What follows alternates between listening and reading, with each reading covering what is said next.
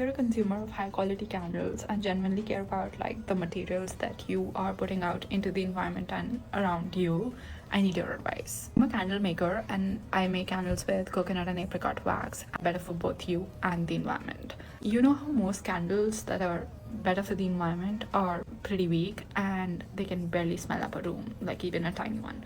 That's not something we're doing here. I like my candles how I like my juices, strong.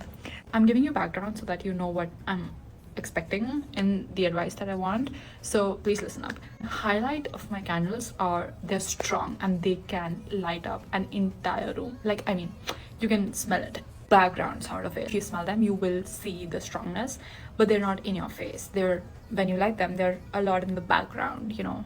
It's perfectly what you want. Usually have like a minimalistic vibe with my candles. 2024 is actually the first full year that I'm gonna be in business. So I have a few questions for you.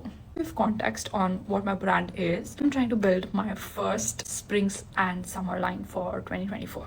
I want to know what are the vibes this year? What are the girlies looking for in 2024? Are we thinking more florals, like not just like, you know, lavender or rose? I'm not saying that, but like more complex florals. I have in mind, I found a really, really amazing, like a musky rose and oud sort of a scent. And let me tell you, it's fabulous. There are no basic scents at Elixir. A velvet vanilla or a midnight blackberry and things like that. Or are we like totally over florals in 2024? I don't know. If not that, then my idea was to have like a totally different vibe, like no, nothing springy or nothing floral, but instead like statement piece candles for the book talk girlies, one for the get ready with me girlies, one for the baking girlies. And I also want to have something which is for the men, and I do have a few in my line, like the dark magic right now in my line, in my class.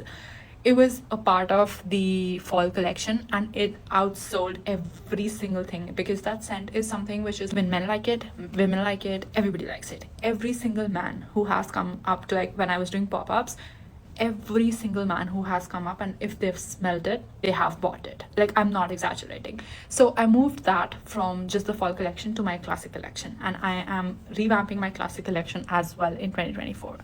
So please tell me, what do you think? What is a good idea for like the spring side of it?